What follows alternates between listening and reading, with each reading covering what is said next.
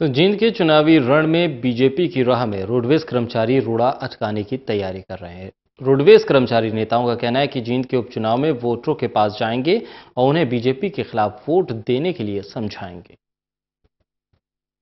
चुनावी रण में रोडवेज कर्मचारी यूनियन नेताओं की कमेटी अब अपनी भूमिका निभाने को तैयार हो चुके हैं। तालमेल कमेटी के बैनर तले एक साझा फैसला लेने की तैयारी कर ली गई है। तमाम रोडवेज कर्मचारी यूनियन के नेता एकजुट होकर इस चुनावी रण में उतरने का मन बना चुके हैं। वोटर तक संपर्क साधने का काम करेंगे। आप मुझे बताइए, जींद के चुनावी रण में रोडवेज के नेताओं को उतरने की जरूरत क्यों पड़ी है?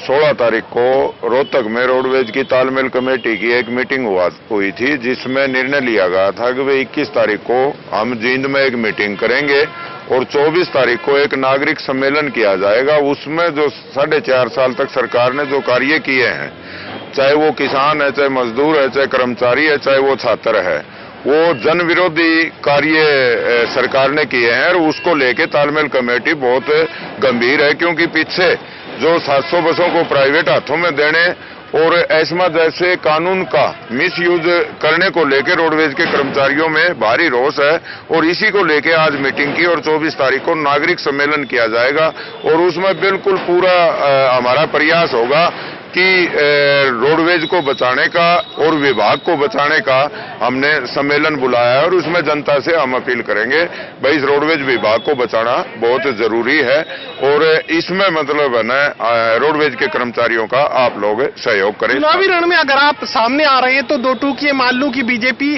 सरकार के खिलाफ मुखालफत की पूरी तैयारी है।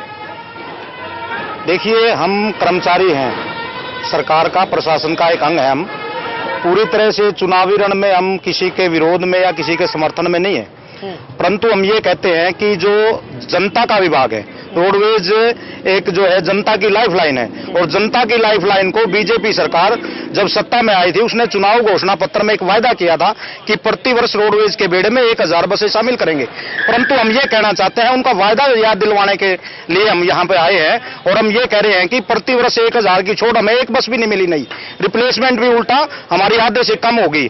इसलिए हम ये कहना चाहते हैं कि जो प्रदेश की बुनियादी सेवा है, परिवहन की सेवा, उसको बचाने के लिए हम जनता के बीच में जा रहे हैं और जन समर्थन हम हासिल कर रहे हैं। इसी के संदर्भ में हमारा 24 तारीख को जाट धर्मशाला में एक आयोजन किया गया है। ये दबाव बनाने की सिर्फ तैयारी, आप अपनी मांग मनवाना चाहते हैं या वोटरों को कुछ समझाएंगे भी? हम अपनी मांग कोई मनवाने के लिए कोई दबाव नहीं बना रहे हैं। हमने 4.5 साल जो हमारी मांगे थी, जो जनता से जुड़ी हुई, वो सरकार के सामने रखी।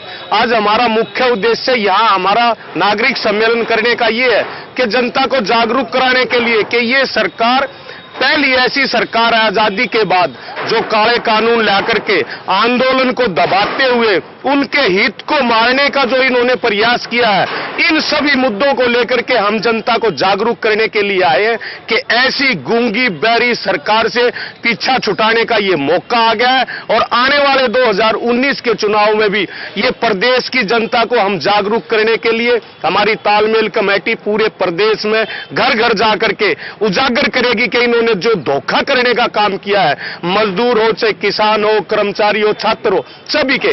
देखिए 98% 4 वर्ग काम करते हैं, किसान वर्ग, मजदूर वर्ग, साफ तौर से रोडवेज कर्मचारी यूनियन नेता ये कह रहे हैं कि जनता को वो जागरूक करने का काम करेंगे और अपने साथ जो ज्यादतियां की गई, यानी कर्मचारियों के साथ जो ज्यादतियां की गई, उसका खुलासा वो जनता के बीच करेंगे, जींद के वोटर्स के बीच करेंगे। कैमरामैन विशाल के साथ महेश कुमार, टोटल न्यूज, जींद।